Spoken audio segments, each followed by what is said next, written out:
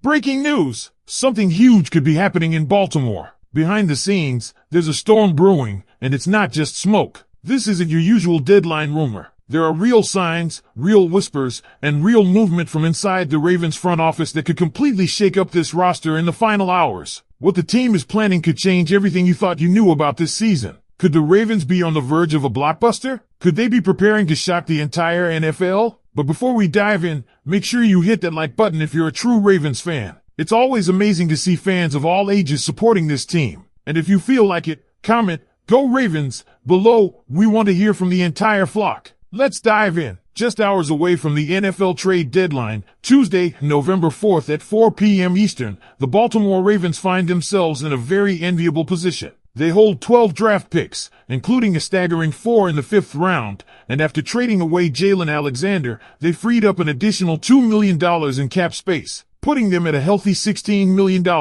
Translation? They've got the ammo, the money, and the motive to make a significant splash. Across the league, moves are happening fast. The Eagles acquired Jalen Phillips for a 3rd rounder. The 49ers picked up Keon White. Even the Steelers, yes, Pittsburgh, grabbed Kyle Duggar. The window is shrinking and general managers are moving like sharks in bloody water. And Ravens GM Eric DeCosta? He's right in the middle of the frenzy. According to a report by NFL insider Ian Rappaport, the Ravens are zeroed in on fortifying their front 7, just as many fans have been calling for. But this isn't speculation anymore. This is confirmation. Baltimore is actively exploring upgrades along the defensive line and among the edge rushers. And the urgency is real. Let's talk about that edge rusher room for a moment. Kyle Van Noy has been solid, but let's be honest, he's not getting any younger. Rookie Tavius Robinson has flashed potential, but he's still incredibly raw with only 8 games of NFL experience under his belt. David Ohabo? He's been a disappointment so far. Carl Lawson? Barely seen the field. This is not a unit built to last through the grind of a deep playoff push.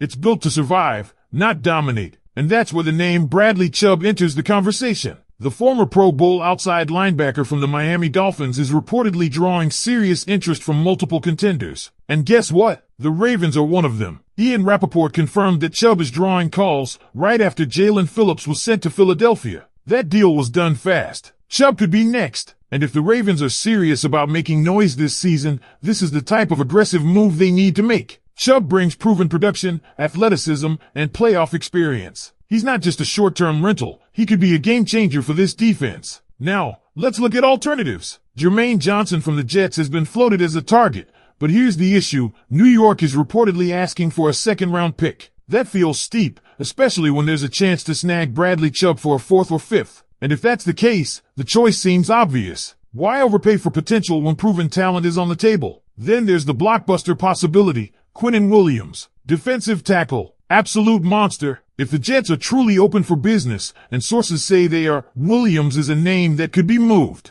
The price? A 1st-round pick, possibly more. And yes, that's a hefty price to pay. But if you're Baltimore and you're staring down Patrick Mahomes, Joe Burrow, and Josh Allen in January, having a player like Williams in the middle of your defense could be worth every penny. He's disruptive. He's dominant. He's exactly the kind of piece that elevates a good defense into a great one. And let's not ignore the cornerback situation either. According to The Athletic's Diana Rossini, the Ravens are also doing their homework on the secondary. The Colts are looking to buy, and Baltimore is poking around for corners. Names like Alontae Taylor from the Saints, Tariq Woolen from the Seahawks, and even Cam Taylor-Britt from the Bengals are being watched. The latter might be complicated given the intra-division rivalry, but never say never. Taylor has had an up-and-down season, sure, but he's playing in a struggling Saints defense. Plug him into Mike McDonald's system and he might just pop. Tariq Woolen is intriguing, athletic, long, and just a season removed from a stellar campaign. But his next contract could get expensive fast. If Seattle's willing to eat some of the salary, that could sweeten the deal. As for Cam Taylor-Britt,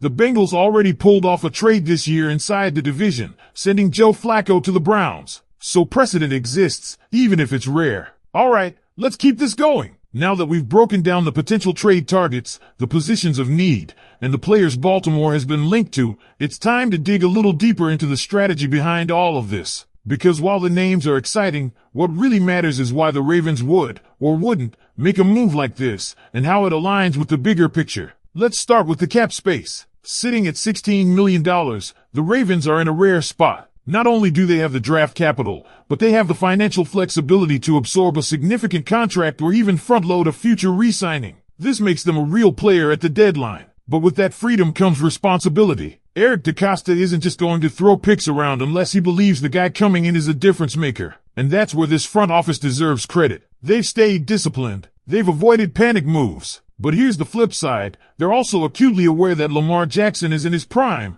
The AFC is brutally competitive, and windows in the NFL don't stay open forever. Look at the AFC landscape. The Chiefs are still the Chiefs. The Bengals, despite a rocky start, are heating up. The Bills are dangerous. The Dolphins are fast and furious. And now, even the Steelers are making aggressive moves to upgrade defensively. Baltimore doesn't just want to keep pace. They want to set the pace. That's why someone like Bradley Chubb makes perfect sense. He fills an immediate need and fits the culture. He's a high-character guy with real juice off the edge. Imagine Chubb lined up opposite Kyle Van Noy on third downs, with Justin Mattibike crashing the interior and Roquan Smith lurking behind them. That's not just good. That's terrifying. And speaking of Mattibike, he's playing at a Pro Bowl level right now. Pairing him with a talent like Quinnen Williams could take this defensive line to a whole new tier. Yes, giving up a first-round pick is a gamble, but how often do you get a chance to add a 25-year-old all-pro caliber interior lineman who can stop the run and rush the passer? That's not a rental. That's an investment. But what if the Ravens don't make a move? There's a world where DeCosta decides to hold firm. Maybe he believes in the internal development of David Ohabo. Maybe he thinks Carl Lawson just needs more snaps to get going. Maybe he believes the secondary, anchored by Marlon Humphrey,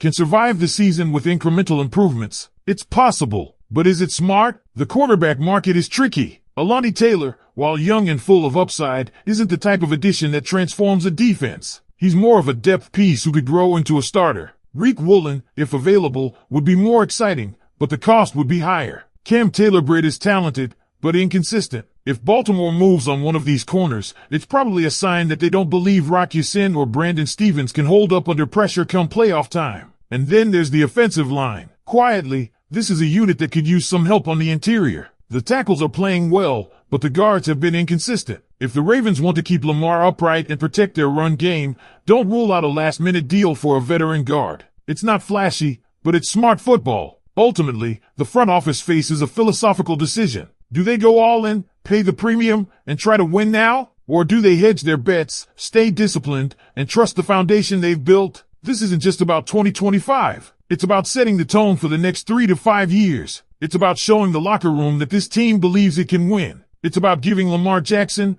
Roquan Smith, and Mark Andrews every chance to chase a Super Bowl. And let's not forget, moves like these can reshape a franchise. The 2019 Ravens didn't add a single impact player at the deadline, and they paid for it in January. The 2022 Eagles, they made aggressive trades and nearly won it all. This is the moment where contenders separate from pretenders. So I'll leave you with this. Should the Ravens push all their chips in and make a blockbuster move for a guy like Quinnen Williams or Bradley Chubb? Or should they play it smart, make a minor move for a cornerback or guard, and trust the current roster? Drop your thoughts in the comments. And hey, if you're fired up for this trade deadline, smash that like button, subscribe to the channel, and make sure those notifications are on. Big moves are coming, and you won't want to miss a single update. I'll see you in the next video. Tap the screen now to check out our full Ravens midseason report and trade deadline predictions. Go Ravens!